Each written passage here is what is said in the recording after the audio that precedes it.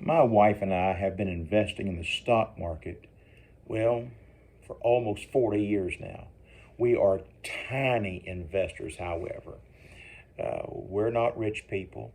I wouldn't want to die a rich person. I'd want to have given most of our money into the cause of Christ. But I do believe in saving for the future and saving for the time when I can't work and I want to take good care of my wife. I want to pay all my bills and be prudent in case I get sick or have a crisis. Everybody has a crisis at least once every 10 years. That's just sort of the way life works. But this matter of investing during a bear market and bear market rallies and so forth, and have we hit the bottom in 2022? I want us to study that just a little bit and think together. Since 1905, we've had 21 bear markets in America, the American stock market. 14 times we've had bear market rallies where at least 10% gains returned. Wow, that's astounding. Is that what happened in America in July of 2022? After we'd gone into bear market territory, July, we saw a little bump up, and people are pretty excited, and the mood has improved. Gross domestic product in America was down 1.6% in the first quarter, and it was down again in the second quarter, but a very slim 0.9%. So technically, by the classic definitions, we're in a slight recession. It qualifies as a recession, but it's a very small recession. But has the market rebounded? Are we on the way up again? Well, I want us to think about that, and I want us to consider some market fundamentals. Before you just put the entire portfolio back into the stock market, I want you to think with me about some market fundamentals. You know, when you buy stock in an individual company, you're a little shareholder. That means you're a part owner in the company. And before you buy into a company, if you're doing individual stocks on Robinhood, for example, look at these market fundamentals. Number one, look at the financial reports of that company. Before I've invested in any company, and I've got investments in about 9 companies, I've got mutual funds, I've got boring old CDs, and I've got 9 companies that I have invested some money in, individual companies. And there's small amounts of that, but my negative rule about financial matters is do not lose money. Even my small investments, I don't want to lose them. I want to gain so I can give more in the cause of Christ. So you look at number one, financial reports. Fundamental number one, financial reports. Look at their cash flow. What kind of cash flow has this company that you're thinking about investing in? You're praying about it, you're looking at it, you're studying it.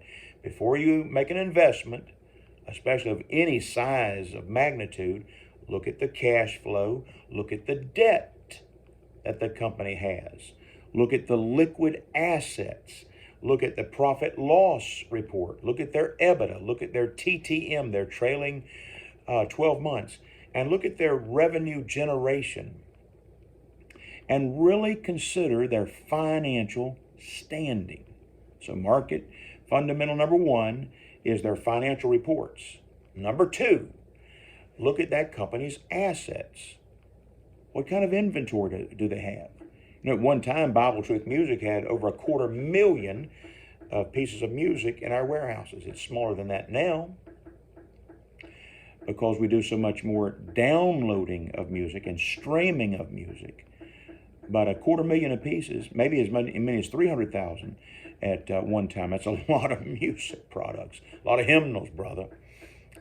Tons of music. When we said we had tons of music, we really had tons of music. But look at the inventory of the company you're contemplating making an investment in. What kind of inventory? How realistic is it that they will move that inventory? Just because you've got a lot of inventory does not mean it will sell. For example, apparel is not selling as quickly as it was. Certain commodities are not selling like they were because of inflation. And so some inventory is harder to move right now than it was a few months ago, even a year ago. And so look at the inventory and even look at the scrap value. You know, you take a junk car to the junkyard. They'll give you a little bit of money for that junk car. What's the scrap value even of all the assets? You know, take a realistic look at their assets. Fundamental number one, financial reports. Fundamental number two, assets. Fundamental number three is intrinsic value. What is the intrinsic value of this company? You know, you can use a Monte Carlo type analysis, studying all the variations and so forth, thinking soberly, and look at both the long-term picture and the short-term picture. Because the short-term, oh look, stocks can go up and down. People have the fear factor come along, and then the exuberance factor come along. Because friends, emotion does play a role in all this. Just people's pessimism or people's optimism does have a role to play. You see, a lot of folk that are in the stock market in America right now are brand new investors. In fact, it's always that way. We have a lot of brand new investors. They're in for a little while and then they jump out. That's not the way to be in the stock market. Do not get in just for the short term. I encourage dollar cost averaging, and you want to buy on lower days, and you want to sell on the big days when it's time to sell.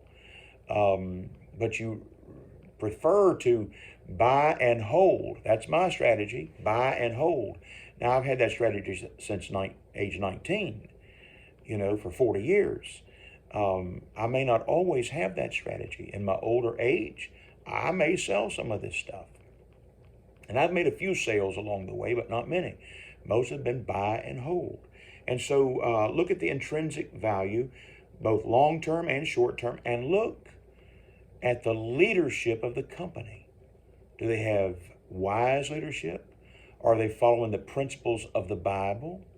By the way, do not invest in a company that does things that are sinful. Never do that. In fact, I'm planning an exit out of a company now because they have just begun doing something that they really shouldn't be doing. And so I'm planning my exit right now. I don't want to be party of that. I invested in them when they were a wholesome company, and they're just doing a tiny bit of bad things. But I'm not interested in supporting a tiny bit of bad things. No, I want to invest as best I can as a Christian. So that's 3 market fundamentals that you want to look at before you invest in a company. Look at their financial reports, look at their assets, and do your best to calculate their intrinsic value.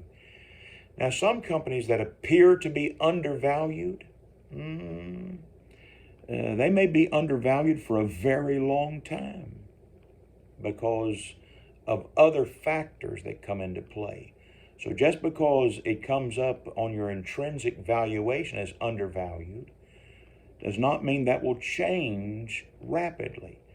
So we're doing this for the glory of God, for the advancement of the Christian faith. That's why I'm doing it as a Christian. I want to follow my Lord in everything, including my finances.